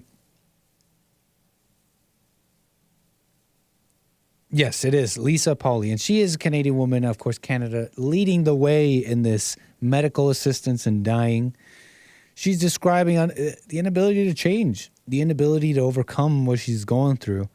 She doesn't want to recover, she says she won't change. And so this is the course of action she's decided. Okay? She's tired, sees no way out, wants a way out. She's so forgetful. And it's easy to just say, like, wow, this is sad, or, you know, a rare case. But honestly, what she's describing is what everyone's going through. You guys see that? You guys see how everyone's kind of feels like this woman here? We won't be able to see the anorexia or whatever on you, but many of you are tired, forgetful, and pretty much don't believe you could change. Or you see that you can't change, you're unsure why, what's going on, and why you can't affect it. You're still the same old, still dealing with the same issues. That's everybody. You don't have to be this anorexic person at the end of your rope to see that. That everybody's like this woman here, okay? Wanting to change, really. Wanting to change, not seeing the way out. If only someone told her. If only she could hear the truth about repenting. About repenting and forgiving, admitting you're wrong. Because even, think about this, even AA, even like Alcoholics Anonymous, their first step is belief in a higher power. Like, these experts, like, they have no clue what they're talking about. They have no clue the truth or the answer. And even AA, they turn to a higher power and all that. They can't explain why you do the things you do. Okay? Someone only told her that she could try something a little bit different. You know what I mean? If only she caught a little JLP show clip or something, maybe she won't be thinking about what she's thinking about, right? And of course, it's Canada. Canada leading the way in this weird stuff here. Weird stuff. I got Donnie Armour, California. How you doing, man? You're on the air. I'm doing well. How you doing, Nick? No complaints. All's well. No complaints. You're doing better than that woman that you just played, right? So then that woman who wanted to, well, I don't want medical assistance in dying. That's for sure. She wants attention or something. Because if you want to die, it's not that hard to do. You played a clip of somebody who did it. I mean, just I don't know why you'd have to drive into a random person's house, though. That's kind of messed up. That is kind of messed up, huh? Now, is it that easy? Like, I see what you're saying, and I thought that too. I thought that too. That it might be a little bit attention seeking. A little, this woman here. But it's not that easy, right? Even the people who really want to kill themselves. I'm not saying that she's not depressed, but if you really want to kill yourself, and women are really bad with this, it's usually attention seeking. All you got to do is, fall from a great height. So true. Be a man. Even men, women can't do anything better than men. Even men kill themselves better. They even do that better. Oh, well, they're definitely more successful at killing themselves. That's true. Rather than having a TV show where they say, I just want it to end. I don't know, man up and do it already. Of course, we're just playing around. But it's true. Men do literally everything better. I don't think you can name me. I don't think you can name me one thing. If you can, well, I don't want to play that game right now. But if you're thinking something dirty, even that. Hello, have you ever heard of homosexuals? I'm not thinking anything dirty. Sorry, my bad. Man, I'm the dirty one. I'm the disgusting one. Jeez. Yeah, get your mind out of it. but this whole claim that what I really called in for was about your Jared Taylor clip. Yes, about him living in Japan and all that. Yeah, the self-inflicting harm of white people. Yeah, big time. I don't think so. Okay, explain what you mean. So, where was the vote where we said that we should be invaded by all of these migrants? There was never a vote. And the common consensus among white nations, you can't find one where they say, oh, yeah, we want to be replaced with brown people or black people. Okay. That never happened. We were never asked. I see your where is the vote, and I raise you where are the white people decrying and fighting all this en masse? I'm right here. In a significant numbers. Well, they've been browbeaten, and it's very risky to say things, that I say, isn't it? I mean, you can lose your job, you can lose your but the house, question remains: where are the white people fighting against it? I'm right here. In significant numbers. They're in hiding, but they're there. Exactly. So they're hiding. Well, so you're saying they're hiding? Not everybody can be anti, because I really have nothing to lose, and I don't care. And I'm not saying go and lose your job or something, okay? But in general, let's be real. Stay in hiding, but no, look, you're making it sound like white people are like they're in hiding. They're just in the shadows, but they all agree. I'm kind of adding to what you're saying here, so you can stop me. But look, you're kind of making it sound like white people are this militia in hiding, and that they all agree they don't like all this woke and racist and anti-white stuff, and just waiting for the moment to mobilize like Manchurian candidates or something and wake up. You know what I mean? When it's actually a whole bunch of white people saying that they're racist, and yeah, you can replace me because my ancestors were racist. They're like literally saying that. You'd be surprised. Excuse me. Well, maybe not you would be surprised, but yeah, a lot of these people are terrified. They've been demonized. They've been shamed since birth, essentially. And they know the consequences of actually speaking about. Now, the work that I do, I can't really get myself in trouble. But a lot of these people are terrified, and they should be. And I do recommend that they stay in hiding because, yeah, you can lose your job. You can get even a police investigation on. I mean, people put up, what was it? It's okay to be white stickers. That's all the stickers said. It's okay to be white. Mm-hmm. And they've got the FBI investigating, trying to track. This is That's crazy, true. man. That's true. And I'm not here telling people that that you need to go online and and you know what I mean, and put yourself in danger. But in general, the statement, the question was, where are the white people fighting? And you said they're hiding. So, you see, and I don't disagree with anything you said after that. I don't disagree with anything you said after that. Look at the clip that you posted where it was saying what's the most popular baby name in Ireland, Muhammad. Correct. Did you see that? Did you see their faces? Yes, I did. Did they look like they were? Okay. You're right. I agree. Look, and that's what I'm saying. Fear in their eyes. They didn't like it. I didn't see positive things in their face or eyes expressions. Okay. Fair enough. You didn't see that they were hesitant, because I think that most of them, if you were a white person, a family member in the room with them, they would have said, "Oh, it's awful. I don't like this." Okay. But it was never their choice. So fair enough. Fair enough. I wouldn't advise those people to go out and saying, "Hey, no, that's not right," because they're on camera. Okay, they could be doxxed. They could have their jobs taken away. All true statements. Okay. That being said, is fear a good thing? Yes. So having fear is a good thing. Not always, not. And I don't mean like being aware of danger and heeding danger. That's not what I mean. But I mean the fear that you were describing, that you saw in their faces when they were asked about the Muhammad in that video. But they were in danger. Okay. But back to what I was saying. Though.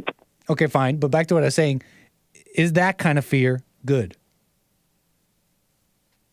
Yes, it's self-preservation. But what I'm trying to describe here is what you're saying, what happened to white people and all that, and how they didn't choose it and all that. Wouldn't you agree with me that it's only being allowed due to their fear?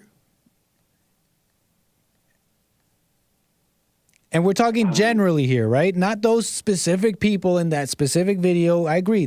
It's probably not wise or advisable to be just revealing those things when you could be doxxed and your job taken away. That being said, if those people felt that fear, is that a good thing? I'm confusing self-preservation with fear. I can see that. Self-preservation is what I'm talking about. And like, should you go around being scared, like phobia or something? Then no, that's unhealthy. Would you say that white people are like that though? Yes, and rightfully so. But that's what I'm saying. That's what they got to overcome, or else things won't get better. You can have the common sense and logic to not dox yourself and not be right and watch for your individual self, understanding that the world is against whites and all that, against anyone who says the truth. You can be logical and all that, but still overcome the fear. Do you see the difference between the two? No. Okay. I see them as different. I see them as quite different, okay? Because the emotional fear response they're feeling, you could do both. You could preserve yourself and overcome the fear, okay? And then you'll see if enough people did that, the right people, the right men at the right time would do and say the right things at the right time. Well, what am I saying what is wrong? But this could, in a hypothetical scenario, because I'm self-employed, I'm good. Mm-hmm. This could get me in trouble. It has gotten me in trouble by speaking my mind and saying the truth. And, well, how do you think things are going to get? How do things turn around then? What's that? How do things turn around then at the individual level? Like, how can an individual person listening to you right now, what do they do to, turn things the other way, even a little bit, just a little bit? They realize that both parties, Republicans, Democrats, are corrupt. Our leadership has failed us, and not only failed us, but committed treachery. But their neighbors, but it's their neighbors, not the senators and the politicians. It's your own neighbor who's accusing you of racism and doxing you. It's your own white neighbor who's doxing you, putting you online, and ruining your life. that's why you got to be careful. That's why I call myself Donning Armour and not my actual name. Fair enough. But how do we turn it around if we can't overcome the fear, and still preserve when necessary, but something in this whole interaction has to change. Something does. Don't you agree? You don't turn it around by getting yourself doxxed and getting fired from your job, losing your house, and ending up on the street. That's not good. Or imprisoned, even worse. But why assume that that's going to happen? Why assume that that's the only avenue? You see, it's kind of closed-minded the way you're thinking. I'm not assuming that that's the only avenue. Either you speak up and lose everything, or you preserve yourself. How about overcome the fear so you know exactly when and where and why you're doing and saying the things you're doing, and you have a little bit more sense, because we got to say something. Something in the interaction has to change. Yes, and do it in an intelligent way that doesn't get you locked up, killed, or doxxed, or fired from your job. That's how you have to do it. That's why I do the things that I do.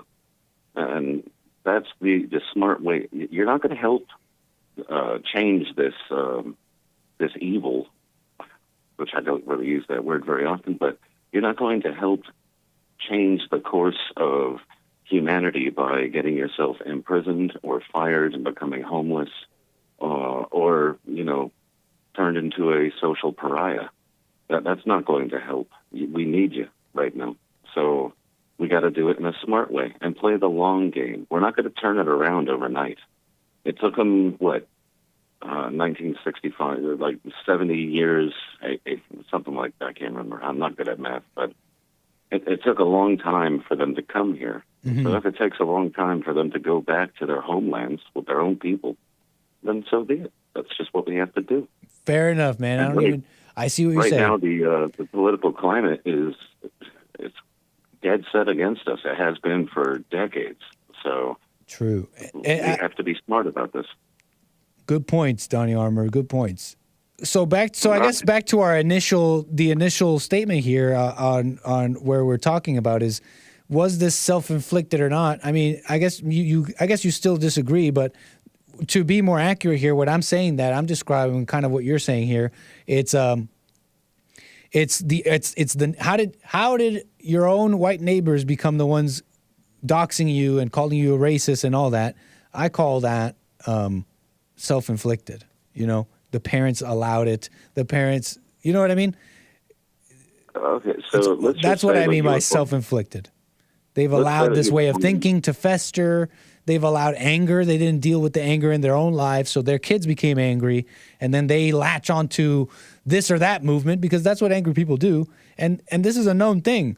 Communists and these people who run these movements, Black Lives Matter and all that, they know to go to the angry people and get them latched onto their little movement. So that's kind of what I mean by self-inflicted. Yeah, my response to that would be just follow the money. Where does the money come from? Who controls the international banks? Who controls the vast majority of the mainstream media? Who runs our politics, our leadership? Those aren't, the Jesuits. Those are the people that should be held accountable. But I'm not going to blame a young white girl that was raised from kindergarten to hate herself because of her skin color and think that multiculturalism was a great thing and, born in 1990. That's not the one to blame. The one to blame are the leadership because they are the ones that did this. Blame can go all. Hey, there's plenty of blame to go all around. We got blame for you. You get some blame. You get some blame. Like honestly, if we want to play like that, because I always go to what you're saying. I always go back to the drug dealer, drug user quandary. Which I think illustrates what happens a lot in America and these nations. Okay, you can blame the drug dealer for dealing the drugs, absolutely, but nobody forced the drug user to take them. Yeah, it's an interesting analogy. I just don't think that it fits. It kind of does, because you're saying it's like, these. It's the leaders of the media, the leaders of the country who did this against the will of the people. The Republican Party wants money so that they can run their campaigns. So they want cheap labor. So they bring in these invaders, these foreigners, these aliens like you. Sorry, Nick. That's but, fair. You know, That's fair. That's fair. And the Democrats do it because they make them promises for cheap votes. It's just. And so, what's wrong with the good people and the white people and all that? That they don't see this. You know what I mean? Like, hey, wait a second. This is hey, whoa, wait a second. Let's stop this. Who else can you vote for? It's Say again? a two-party system. Say that again? And as far as it's a two-party system. Who else can you vote for? I vote for Republicans because it's the lesser of two evils, but I hate the Republican Party. I see what you're saying, man. I do. I think the deep points still remain. There's no real, although what you're saying is true, the drug dealer, drug user thing still is real, and people still need to, people aren't forced, like the American people weren't forced to be fooled. You know, just keeping it vague here to respond to what you're saying. But I think you're following me. I think those points still stand despite what you're saying being true. Okay. I may not have a good answer on how to get there and why and all that, but there's still something there, man. And you can't ultimately blame someone else. You know what I mean? You can't just ultimately throw off blame like that and be like, oh, well, it's not self-inflicted. When really everything in our lives is kind of is. I'm trying to think about this a little bit. I mean, okay, that's fine. we kind of get what we deserve in life, right? No, I don't believe that. But have you ever gotten something in your life you didn't deserve?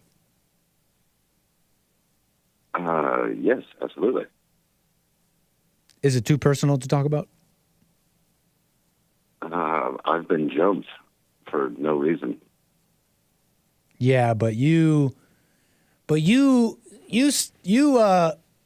swore at your mama the week before. I walked down a and a bunch of dudes came up and beat the living, out of me. Yeah, but you. Yeah, I'm joking. I don't know. Exactly. Hey, man, it's okay. I think that we slightly agree, but maybe, there's... Totally. I'll call again, and maybe we can make some headway. Always a pleasure, Donnie. Call me again.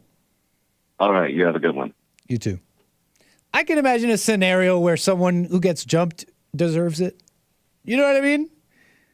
You're not paying attention. You have anger in your heart, so you need to repent.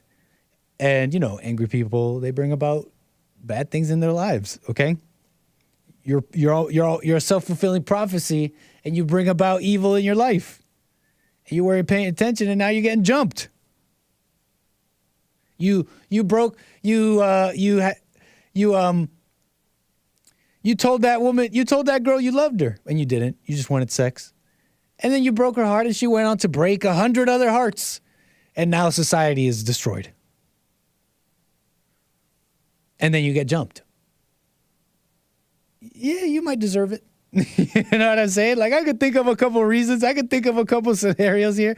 I don't think stuff is just just happens in a vacuum like that. Okay? I don't think stuff just happens. I remember I was young. I was new kid in school in Canada. And I remember I got invited to play basketball by some, I didn't really know them. And something in me told me something was off, but I wanted friends. I wanted friends more than anything. And they invited me to play basketball. And then these other kids who weren't from our school but down the street came up. And they started playing with us too. And something was weird. Something in the air was weird. And they turned on me. And they turned on me, and I was the public enemy. And it became a fight. Turned into a good old scrap.